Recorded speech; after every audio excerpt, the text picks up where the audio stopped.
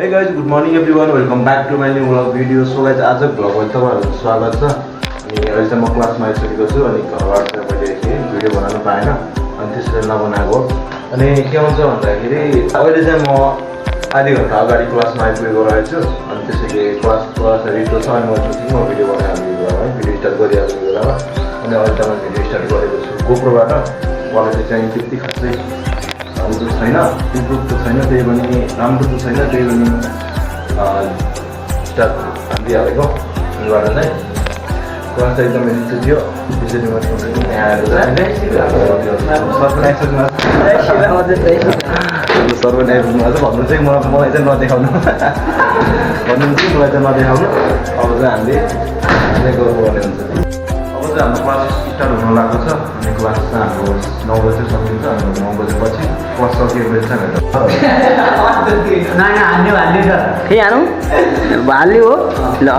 이번부터 3번까지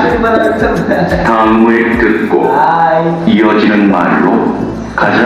알맞은 것을 고르십시오. 2번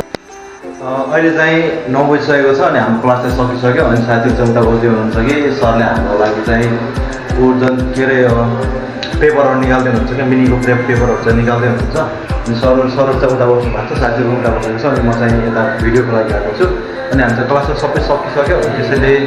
अनि हामी चाहिँ त्यो मिनीको पेपरहरू लगेर घर जानुपर्ने हुन्छ है केही समयपछि मिलाउला।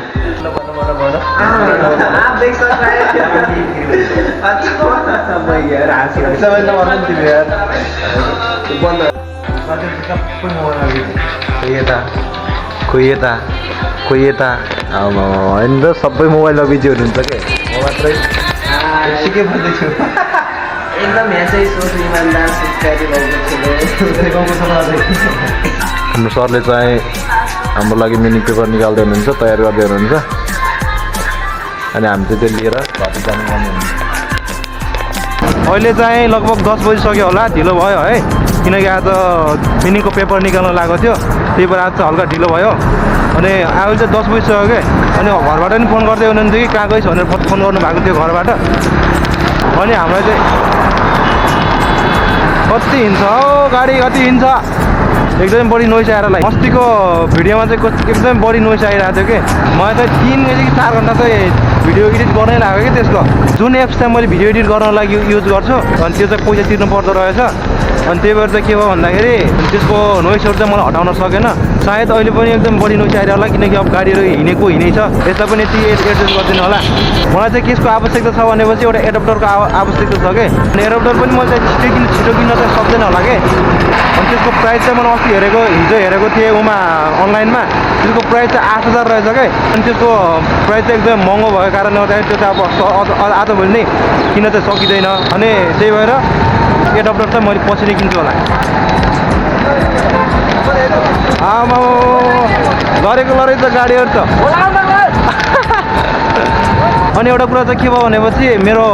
जुन यो गोप्रोको रिमोट छ नि त रिमोट चाहिँ हराएको अस्ति रिमोट नभएर मैले चाहिँ यो के अरे क्यामेरामा थिचै गर्नुपर्छ त्यो अस्ति चाहिँ मैले साइकलको ह्यान्डलमै राखेको थिएँ त्यो चाहिँ देखाएको थिएँ मैले हजुरहरूलाई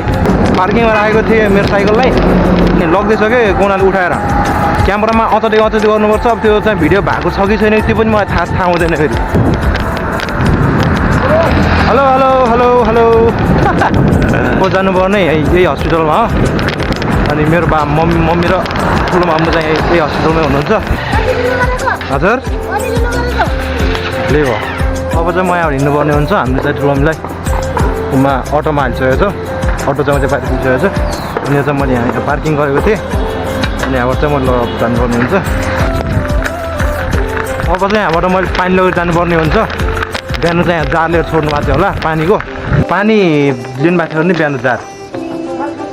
लिनु भएको थियो अरे दाइ हुनुहुन्थ्यो होला कि दाइ हुनुहुन्न आज के गरेको यस्तो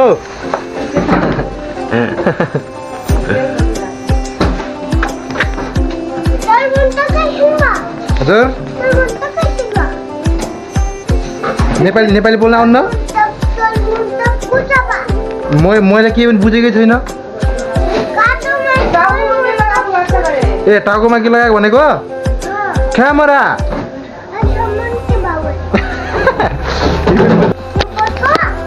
हजुर के रे Record. म चाहिँ आधी घन्टा अगाडि घर आइपुगेको थिएँ अनि घर आएर चाहिँ मैले खानासाना खाइसक्यो अनि यत्तिकै बसिरहेको थिएँ कि एकदमै बढी गर्मी भयो कि गर्मी भइसकेपछि मैले चाहिँ नुहाएर पनि अहिले पनि यस्तो गर्मी भइरहेको छ कि यत्तिकै बसिरहेको छु म बस्नु चाहिँ तर एकदम बढी गर्मी भइरहेको छ कि पसिना आइरहेको छ यस्तो होइन कि तपाईँहरूले यो लुगा खोल्नु भयो कि लुगा खोल्नु भयो कि तपाईँलाई शीतल भयो त्यस्तो छैन कि बिल्कुल शीतल छैन अनि यो देख्नु चाहिँ यो टिनको घर छ अनि एकदमै बढी गर्मी हुन्छ कि त्यही भएर अब चाहिँ म चाहिँ यहाँबाट शीतल लागिरहेको छु कि अहिले शीतल हुन्छ कि भनेर तातो पनि यति छ नि आमा के कुरा गर्नु कि यार यो यस्तो हुन्छ कि हावा त चलिरहेको छ नचलेको होइन एकदमै चलिरहेको छ तर यस्तो चलिरहेको छ कि एकदमै तातो के उमालेर राखेको पानी हुन्छ नि त्यस्तो खालको बाफ हुन्छ नि त्यस्तो खालको चाहिँ आइरहेको छ अनि म चाहिँ जान लागिरहेको त्यो वन जस्तो ठाउँमा किनकि त्यहाँ चाहिँ हावा चले पनि अलिक शीतल त चल्छ नि यति तातो हावा चलिरहेको छ कि बस्नै सक्दिनँ कि भित्र त झन् टिन भयो झन् टिन पनि भएको कारणले गर्दाखेरि होला त्यहाँ कोठाभित्र बसेपछि त पुरा यति तातो हुन्छ नि त्यो माथिबाट एकदमै तातो आउँछ कि त्यही भएर चाहिँ म चाहिँ घरबाट हल्का निस्किसकेको छु अनि यो घामको कारणले गर्दाखेरि चाहिँ क्यामेराको क्वालिटी एकदमै अलिकति नराम्रो जस्तो आयो होला किनकि एकदमै बढी घाम छ नि त यहाँ चाहिँ सायद नेपालको सबैभन्दा बढी गर्मी हुने ठाउँ नै नेपालमा छ होला कि यति गर्मी हुन्छ नि यति गर्मी हुन्छ पुरा हावाले पनि पोलिरहेको छ अनि म चाहिँ हिँडिरहेको छु हावा चलिरहेको छ तर हावाले चाहिँ अलिक पोलिरहेको छ कि अनि त्यही भएर म चाहिँ यहाँ जान लागिरहेको किनकि यहाँ हावा चले पनि अलिक शीतल त हुन्छ नि त यति शीतल हावा चलेको छ नि जङ्गल भनेको जति गरी जङ्गलै हो कि म त्यही भएर जङ्गलमा चाहिँ त्यो मजाको हावा चलेको छ आहा तर हावा चाहिँ मस्तको चलिरहेको छ आमा बस्दा देख्न सक्नुहुन्छ कति ठुलो साँप छ कि यहाँ चाहिँ हेर्नु त हिँडिरहेको छ त्यो यता आयो यता दाले उभिएर के अरे अड्डिरहेको छ साँप फेरि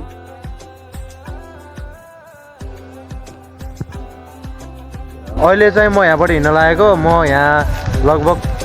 1 बजीतिर आएको थियो होला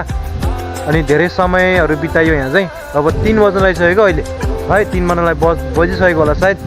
अनि यहाँबाट म चाहिँ जानुपर्ने हुन्छ अब घर गएर चाहिँ अहिले बनाएको भिडियोहरू चाहिँ अहिले नै एडिट गर्नुपर्ने हुन्छ कि साँझ चाहिँ टाइम हुँदैन किनकि पढ्नुपर्छ नि त त्यो अनि त्यही भएर चाहिँ मैले घरमा गएर चाहिँ हल्का भिडियोहरू एडिट गर्नुपर्ने हुन्छ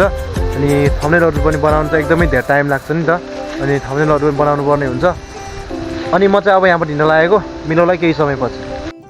अनि अहिले चाहिँ म आएको छु भलिबल खेल्नको लागि अनि